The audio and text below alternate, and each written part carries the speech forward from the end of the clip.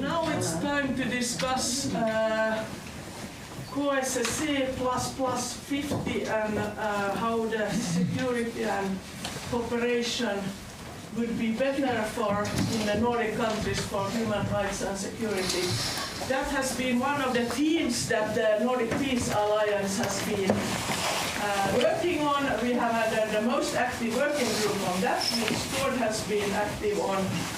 Sorry, I'm going to be quite quick. My name is Laura Ludenius, but we had allocated 1 hour for this discussion, so now we are going to be quite quick in changing. Here is Tord is going to a little bit tell about the work and about the issue, and then we have from different Nordic countries people who will comment on that, and then I hope that there will be some minutes also for the taking from the floor. And now the translation is coming also there on the wall. Tema kring KSSC, som alltså konferensen för säkerhet och samarbete. Ta du och använd mikrofonen också för säkerhets skull. 55. Ja, du kan ta den DS. Har vi ett av de här temorna som har diskuterats av Nordic Peace Alliance. It's not on. It's coming. Coming, yes, good. Vi har alltså här i publiken en stor norsk publik och sen har vi våra internationella gäster och så har vi oss finnar som pratar finska. Och ni vill alltså inte att vi börjar prata finska, så det är därför ni emellanåt måste klara engelska här emellanåt.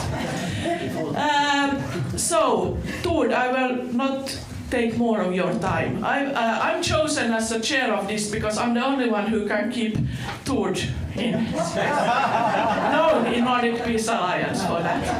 So, Tord, about 15 minutes and then we take some comment from here and from there. Tack så mycket. Det är en ära att få vara här. Ni får akta er, för jag vet allt om Norge. Jag cyklade förbi här 1969 till Bergen. Och jag har varit här förr. Och jag var här innan jag föddes. I mammas mage. Och det var hemskt. Hon berättar fortfarande om skräcken av att åka i Sognefjord över Jotunheimen. Det innebär att jag är skadad för livet. Jag kommer att berätta om Helsingfors-slutakten. Både kronologiskt, det historiska sammanhanget, och synkront, det vill säga sakinnehållet. Dessutom emotionellt.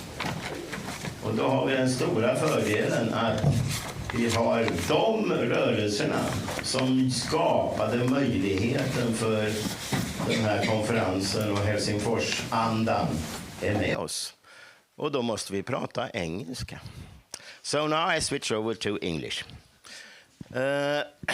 What is interesting is that here we have a document which covers very well all aspects of what we need to make a better world. And although we from different movements, I'm primarily from the environment movement, but somehow they recruited me to the International Peace Bureau Council because of this background, and I love peasants and farmers. So we will work on different aspects of what happened from that European Security Conference, but it's all included in the Helsinki Final Act. It's not an agreement because it was just signed, but that is the term. And the content of this Helsinki Final Act is as follows. And now I will write it in Norwegian because the Finnish, they know it already.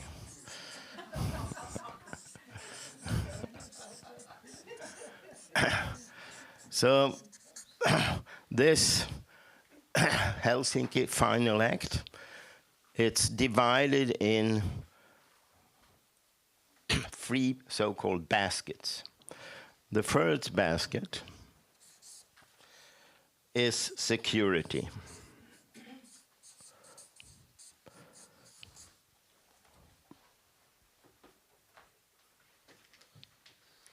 You have to keep time, I lost them.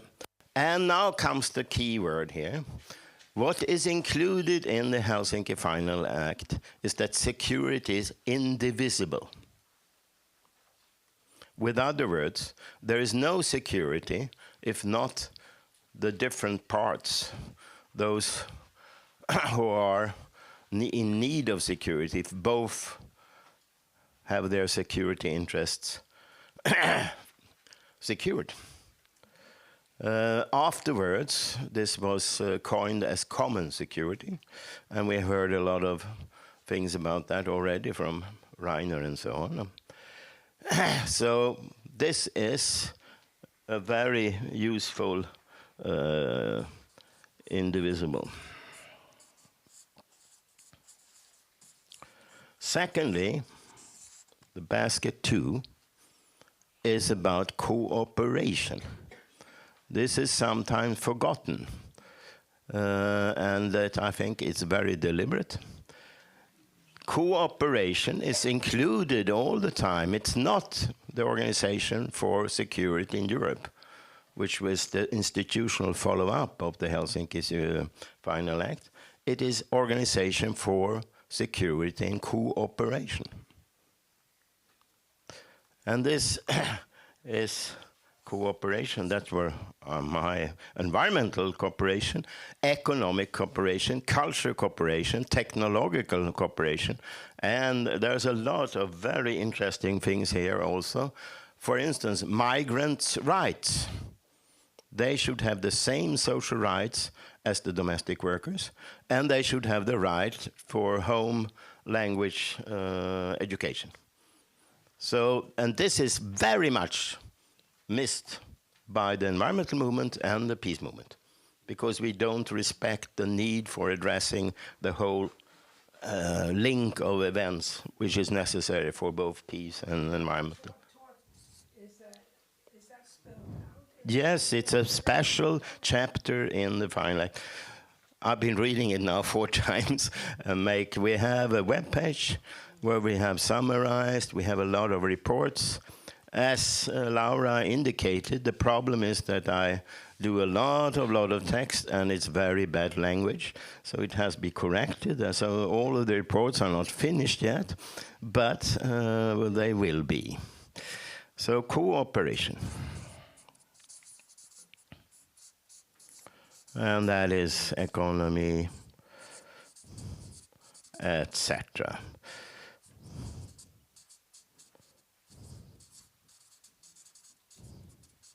Oh, I was supposed to do it in Norwegian.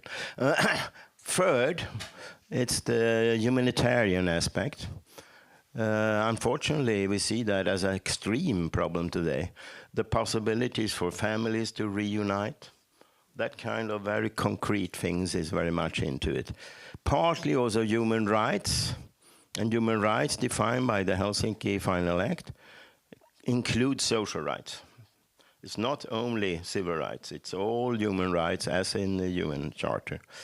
But here is a little bit of a problem, because it's also human rights is partly included in the first part, which was a very key tool for really securing them.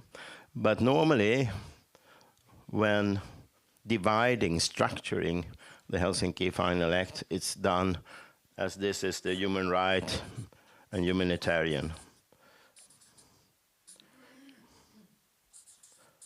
parts. And here we see that on the sort of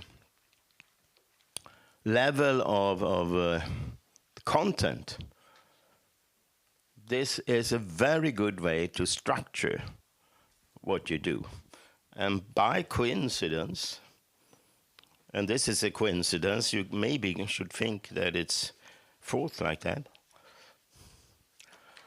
but all working groups in the Nordic Peace Alliance is organized exactly according to this structure. And it was not thought out like that. But that shows that the Nordic Peace Alliance is really trying to get the whole dimensions going on. Security, well, that's of course NATO, nuclear weapons, US bases. Cooperation, we have finally mostly focused on climate and peace, but that is of course also a question of constructive solutions in the way Gandhi talks about it, which means also of course economy and so on. And then finally human rights, which we had a very good workshop on here as well. So, and then we have also the Helsinki+50 working group. From this you understand that the Helsinki+50 working group is nothing if we don't do the main work in the other groups, right? We cannot just talk about Helsinki+50 all the time as some kind of Bible. But it's there, and it can be useful. Secondly, I will go into the why is this possible? How come that state leaders from all countries who were relevant in this case, from the Soviet Union to North America, were able to sign a common agreement in 1975. And observe, this is 1 year after Turkey attacked Cyprus. And both Makarios, I don't know the name of the Turkish leader, were present. And they were quarreling until the final end, and they signed it. With other words, there's no problem. If we want, it's possible to get there again. The reason for this possibility is you have always to have a nation behind you. A president cannot alone make this happen. And that's why we have the representatives of exactly the movements in Finland that made it possible. It's the only country, I happen to be also in a working group on popular movement studies and been looking into this very much, the only country where the pacifist movement joined with the peace committees. And they were able to also bring the World Youth and Student Festival to Helsinki, 1961. And the violent attack from the right against that conference made it possible for the President Kekkonen to go to culture activities at that youth festival. And after that, there was an explosion of friendship societies in Finland. This built the popular base for Kekkonen to do this impossible task. Afterwards, it continued like this, and the peace movement did the body work to follow up on that demand in the Helsinki Final Act to start working for détente.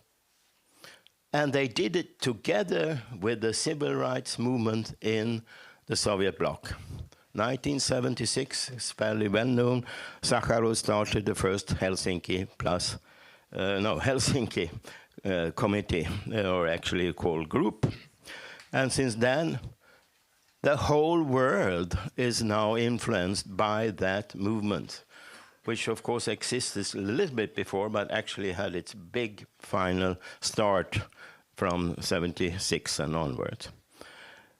That combination was absolutely never necessary. Gorbachev had never been able to dismantle the violent power in the East Bloc without that peace movement. Today, the Finnish politicians hate the peace movement. They totally excluded the peace movement from any part of the celebration of the 50-year anniversary.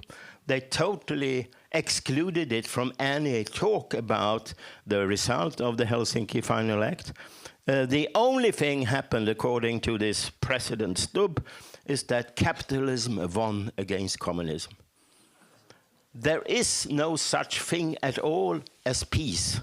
There's a lot of videos made in this process where the peace is excluded from reality, and the only thing we have is war or preparation for war.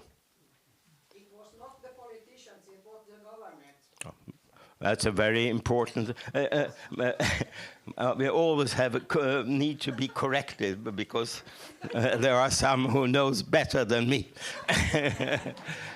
So, in other words, we have an important task, and we made a success in terms of connection between environment and peace movement. And now, Marianne will not correct me. The chairperson of our events in Helsinki was Thomas Wallgren, who is also in the chair of Friends of the Earth Finland. I'm chairing this working group. I'm from Friends of the Earth Sweden, and the Danish representative is from Friends of the Earth Denmark, etc., etc.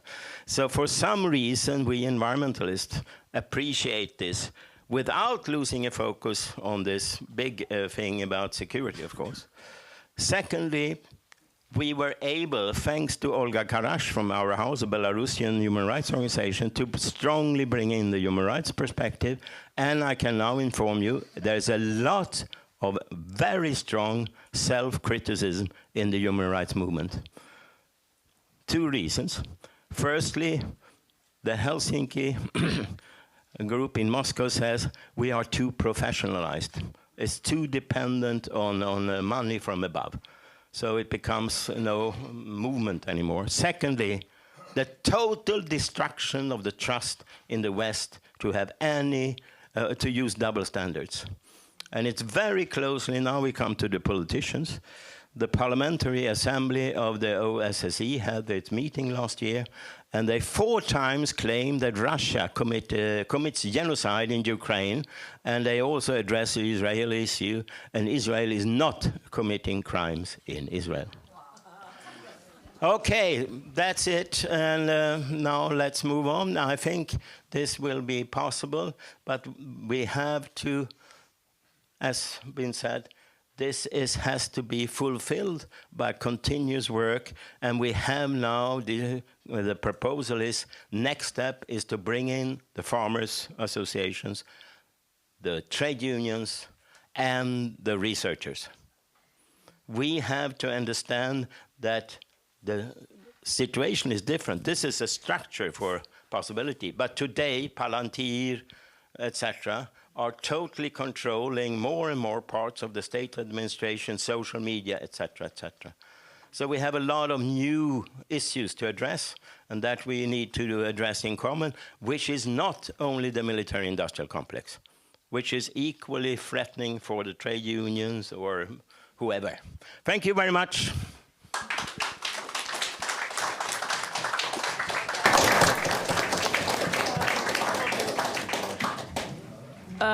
Thank you so much, Tord. You kept your timetable really heroic. It was difficult, yeah.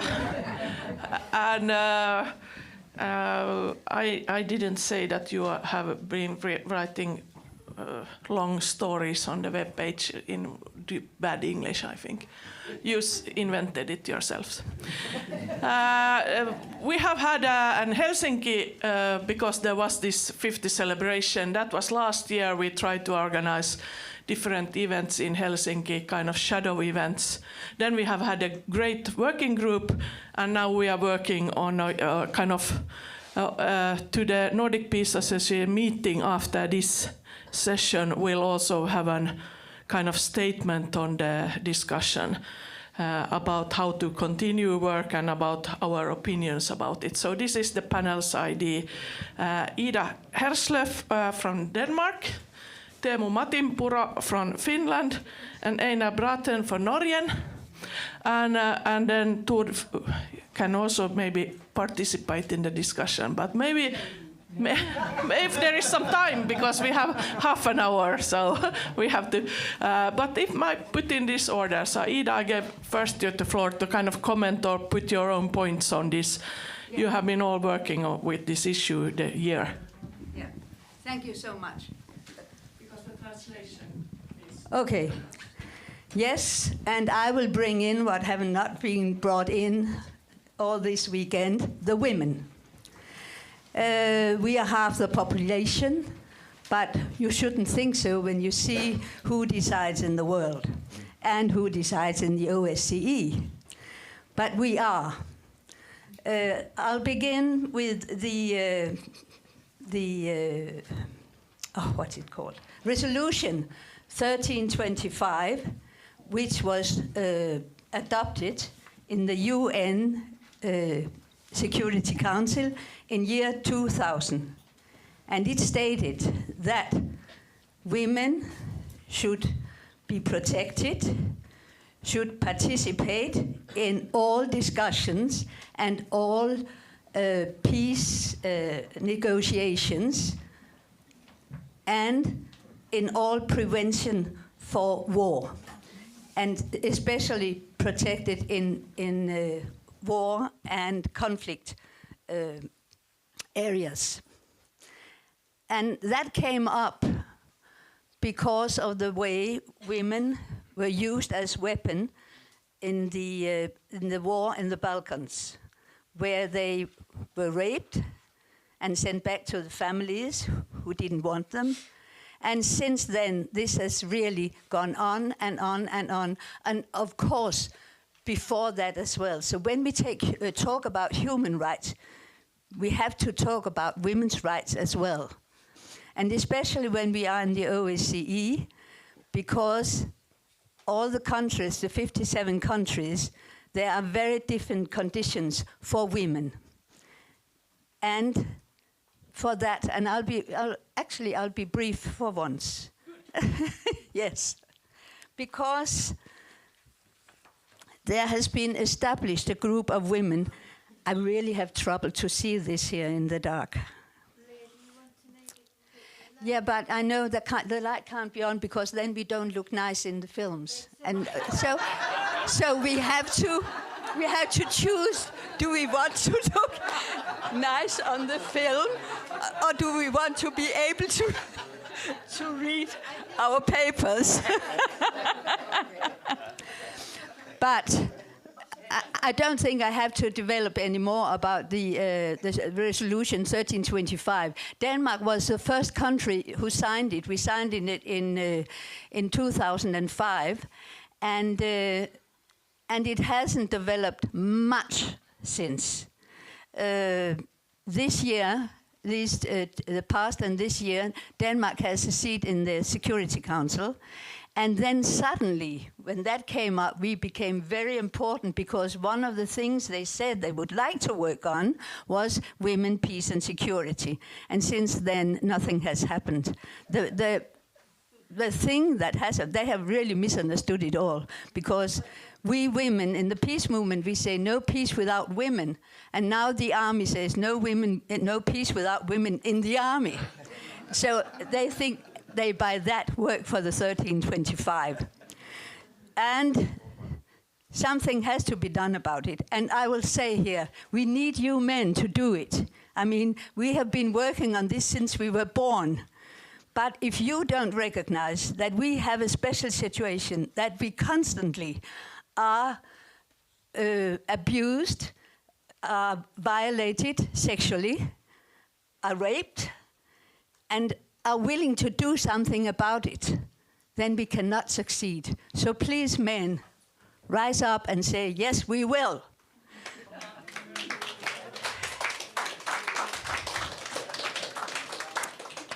Rise up and say, rise up and say yes. I mean it. Great.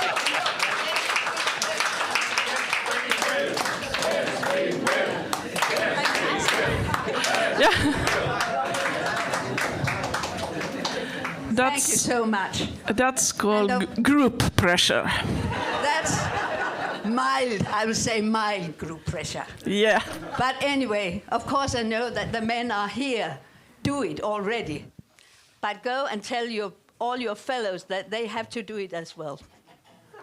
Okay, back to the OSCE. Heidi Meinholz from Germany, who's a member of the Women's International League for Peace and Freedom, has together with, I think it's a Russian woman, but it doesn't say here, started a group of women that have started talking. They have monthly meetings where they tell about their situations. And it is also women that are normally at war with each other. I mean, Ukrainian women with Russian women. They make exchange and they understand each other. And they try to get OSCE to see that we are a capacity. It's a fact that when women participate in negotiations for peace, the peace lasts longer because women have a more holistic way of thinking. They think like what we are talking about, that both sides has to be satisfied with the peace. And that's what women bring in. And it's a fact, and everybody recognizes it. But women are never brought in, hardly ever. And I mean, you just have to open the television to see who is there. Men, men, men, men, men. But this group has been started. I won't say much about it, but I'll give this paper so it can come out, and you can contact this group yourself if you want to be part of it. And this exchange really helps the women, especially the women in war, and also the women that live under conditions like women in Afghanistan and so on. We all know how suppressed they are. It really helps them. So if we go in and participate here and start influencing the OSCE and our governments and so on, it helps the women. It helps them just to know that we talk about them, that we know it, we haven't forgotten them, that we are there. Thank you. Thank you, Ida. Our idea is to use OSCE as a kind of vehicle or policy so that our governments would have a better policy. But Teemu, next. Yes, just shortly. I think the decline of the role of the OSCE started with the collapse of the Soviet Union. Until that, it was sort of an important organ in the European cooperation. But as Tord mentioned, then I think politicians started to think that it was just about the capitalism winning the socialism or the Soviet version of that, let's say that. And I think there was also for the people's movements and for the peace movements, there was the idea that, well, there's no more need for this. Now it will be the lions and sheep going on the fields together without any danger. And of course that was miscalculation of the world, because of course most of the conflicts in the world, they were thought that they are just because of these two blocks competing on their territory or resources, whatever. But that was not the case. So I think that was when people thought that this is not any more needed. Fall of the Berlin Wall, all that, we thought that now there is no need for this kind of form of cooperation. And OSCE sort of disappeared from the headlines or even small news in the newspapers or any media. It was only on these anniversaries, 25 years, etc., that it came up as a news, sort of a conference with the state representatives taking photos of each other and all the flags together. So they didn't have, but the only thing that they did was mainly the voting observations. And then, of course, it meant that it happened like for the UN, that the states lost their interest on the organization. So it became a paper tiger, and that became very popular to say that OSCE is a paper tiger, UN is a paper tiger, because we have these more powerful organs in the world, which unfortunately happen to be exclusive, so that everybody's not invited on those who decide our destinies. But then, of course, in the Ukrainian war started, and there OSCE had the important role in Ukraine when it was still the civil war. Well, a lot of Finnish politicians used to say it was still the civil war in the beginning, but now it's not allowed to call it the civil war. It's always has been like Russia attacking, so that they sort of forgot this internal aspects of the Ukrainian conflict. But there, of course, the OSCE, their mandate was very limited, so they were powerless on how pinpoint, for example, culpables on the both sides on the violence, etc. They did a tremendous work on trying to verify all the shootings, everything, but they couldn't blame anybody. They could just say the coordinations where the fire came, and it would need a specialist on the geographic of the border or the contact line at that time to define who is culpable. And of course, we have to remember that the contact line before the war started, there were about 40,000 people who went back and forward across the border, mainly pensioners picking up their pensions, etc. And that was made very difficult. I wouldn't start blaming any side, but it was made very difficult for the civilians to do this daily transport between the across the contact line. And there was, of course, all the time shootings and bombings from the both sides. But that's how, and I think coming back to this decline of the OSCE, and I think then all the, for the certain period of time, all the governments forgot these two other components. Security, it was thought that, you know, there will be no war again in Europe because the Soviet Union had collapsed, and then the human rights, social welfare, all that was not so important. So everything concentrated in the economic cooperation. And all the governments worked very closely with the Putin administration, very authoritative Putin's administration. It's not only when they started this war, the human rights situation, and the civil society was sort of forgotten totally on this cooperation. So no more funding for cooperation in the civil society level, and all the politicians, it was just a lip service to tell about the civil society organizations in Russia. And even the trade unions, for example, we tried a lot with the Peace Committee, tried to establish contacts with the Finnish trade unions and the growing free trade unions in Russia, but they wanted to continue only with this very corrupt so-called yellow unions that existed after the collapse of the Soviet Union. Huge with the membership, but zero with the democracy in the organization. So that was forgotten, and also free media, all that, because the only interest was the economic benefits that could be done with Putin's administration. And Putin came to put order in the Russia, and he was welcomed by the West because it was a bit of a mafia wars, etc., and it was very difficult to work there in the economic field. So he was welcomed. And as we remember the Chechen War, also that was sort of in the West also sort of put down a bit. And also part of the peace movement didn't want to take that up. We were very active with the Chechen civil society on that time with the very small resources that we could have.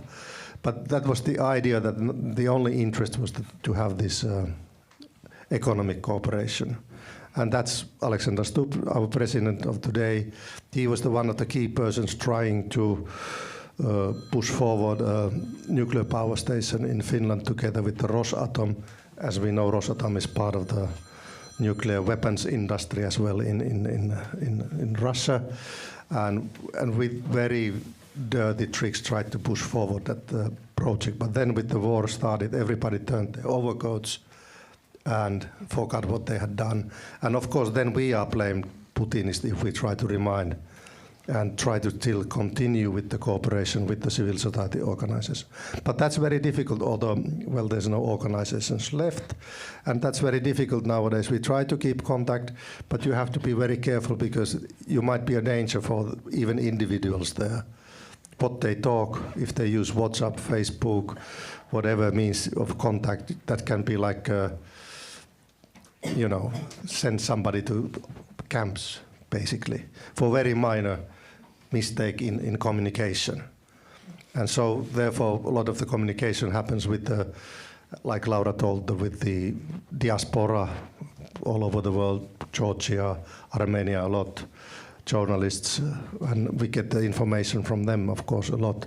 And then, of course, we try sometimes to meet them outside of Russia. But of course, we have individuals going there, and you can still go. You can take the visa, air visa to Russia. It's very easy to go there, but it's very difficult, like I said, for people to start talking. We have come back to the times of the Soviet Union when we used to call it the kitchen diplomacy.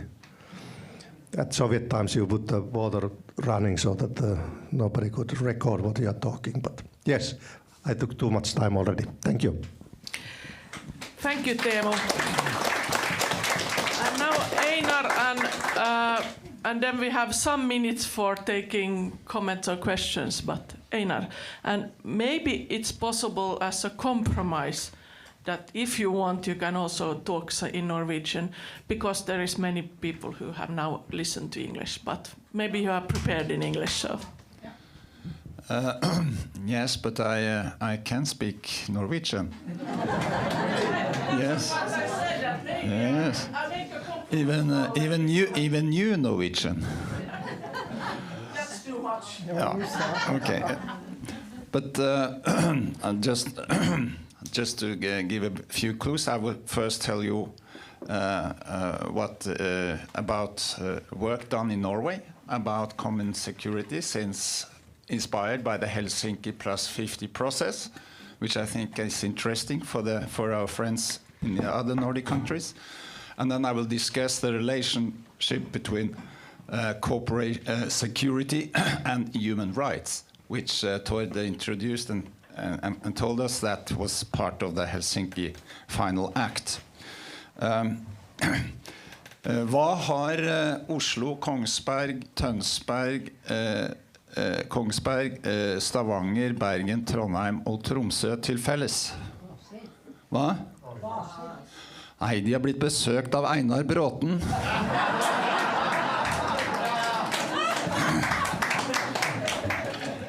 Siden i fjor sommer, takket være Norges fredslag, Norwegian Peace Association, som da gjennom Norges fredsråd og de pengene som har blitt bevilget over statsbudsjettet til fredsarbeid, satt av penger til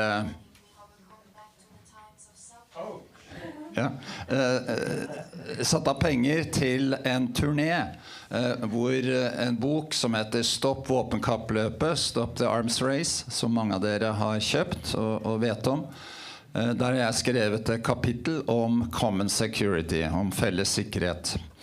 Og da var det da slik at da kunne lokallag og til og med altså IKFF for eksempel i Stavanger, så det var ikke bare fredslaget, kunne da organisere møter lokalt og da få dekket utgifter fra dette fondet som da Norges fredslag da administrerte.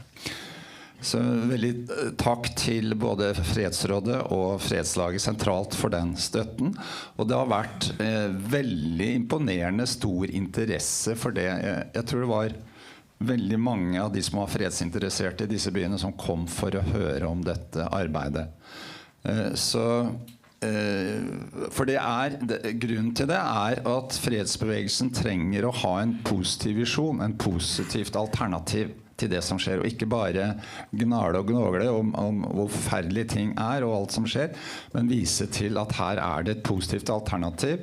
Og dette med felles sikkerhet har altså røtter helt nylig i vår felles europeiske historie gjennom Helsinki-avtalen fra 1975. Og da vil jeg bare ta først og si at sikkerhet det vi så etter 1975, det var at økt sikkerhet medførte enorm framgang for menneskerettighetene og demokrati i Europa. Fordi at det som skjedde, det var litt bargaining, det var litt kjøpslåing mellom de vestlige landene og såkalte kommunistland eller Sovjetunionen og allierte, hvor Sovjetunionen var veldig interessert i å få sikkerhet og få anerkjent sine grenser og så videre, som egentlig ikke var anerkjent etter annen verdenskrig, særlig ikke i Tyskland, Vest-Tyskland. Og da gikk Vesten med på det, mot at øststatene da måtte innføre bestemmelser og praksiser som gjorde menneskerettigheter, og særlig personlige friheter, friheter til å reise hvor de ville, og for borgere til å stifte foreninger, altså organisasjons- og ytringsfrihet, ble veldig sterkt forbedret. Og Anders Sakharov, som Tord nevnte, var på ballen veldig fort og lagde da Helsingfors-komiteen i Moskva. Den var lovlig og var akseptert under det kommunistiske styret i Sovjetunionen. I 1976 var det arbeideropptøyer i Polen.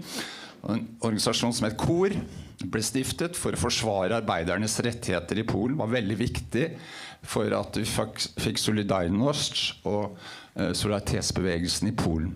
1980 og fremover. 1977 fikk vi Charta 77 i Tsjekkoslovakia. Også viktig for dette, og som gjorde at det faktisk også ble en fredelig prosess i overgangen fra det systemet som var, over til et mer demokratisk system etter 1989. Sånn at sikkerhet vil medføre bedring av menneskerettighetene. Og vi vet at i Russland så det et lovapparat, det et domsapparat og så videre, som på papiret skal forsvare menneskerettigheter. Og min hypotese at blir det økt sikkerhet for Russland, så vil også menneskerettighetene og demokratiet kunne utvikle seg og florere i Russland. Og det igjen vil styrke alle former for samarbeid.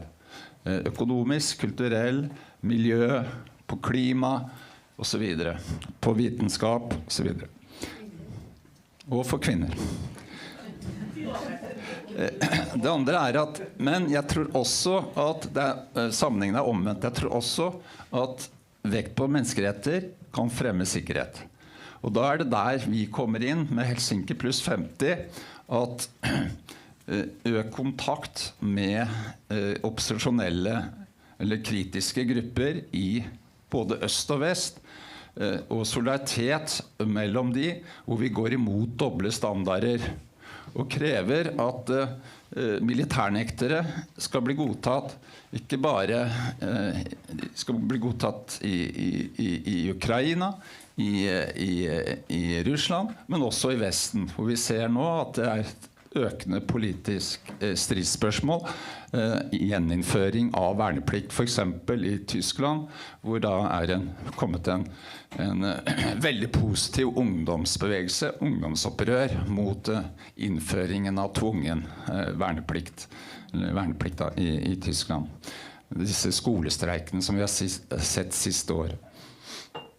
Slik at vekten her på også den gruppe som diskuterte represjon og ytringsfrihet og så videre, har jo også vært inne på dette, at de menneskelige frihetene, menneskerettighetene og så videre viktige både for oss i Vesten, og vel så mye truet her, som de i andre steder og lenger øst for oss.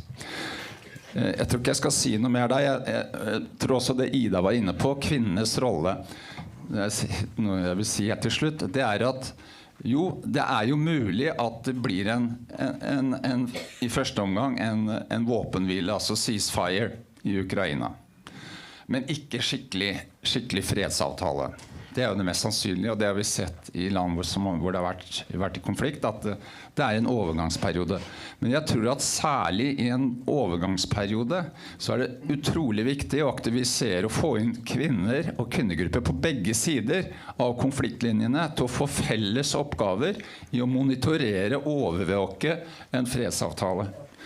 Og derigjennom kan kvinnenes stilling bli styrket i disse landene, og det kan bli mer kraft bak at det skal ikke bare være våpenhvile, men også en endelig fredsavtale som løser de konfliktene som mellom Ukraina og Russland, da, for å ta det.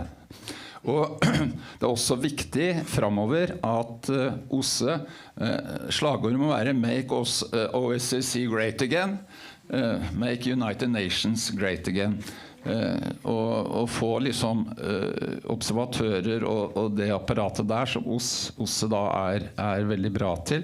Det fungerer også forebyggende i de landene som grenser, altså postsovjetiske republikker, Moldova, Armenia, Georgia, Kazakhstan og så videre, hvor det også kan bryte ut kriger hvis det ikke gjøres et skikkelig arbeid, og hvor man ikke lærer av det som gikk galt da, for OSSE når det gjaldt å forebygge eller forhindre eskalering av konflikten og krig mellom Ukraina og Russland. Ok, takk. Tack.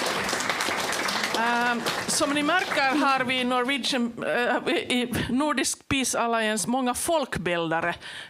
Alltså det här att hålla de här människorna i 1 timme eller egentligen 45 minuter bara är svårt, för vi skulle alla kunna tala 45 minuter ensamma.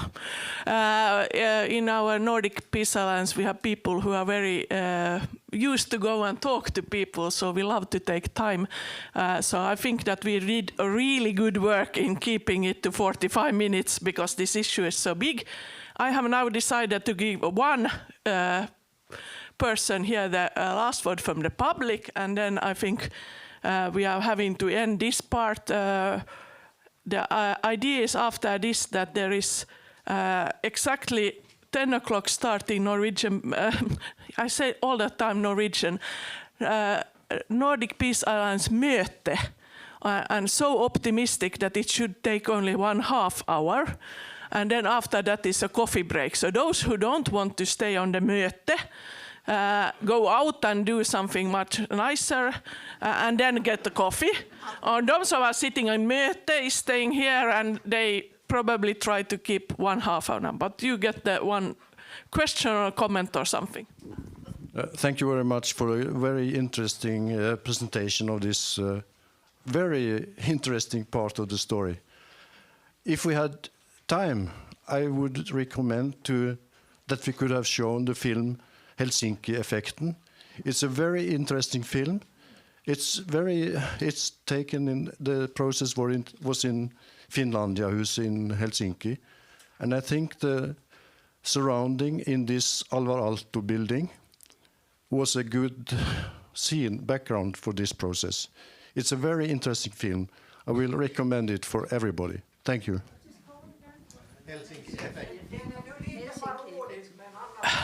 Helsinki Effect is the film's name.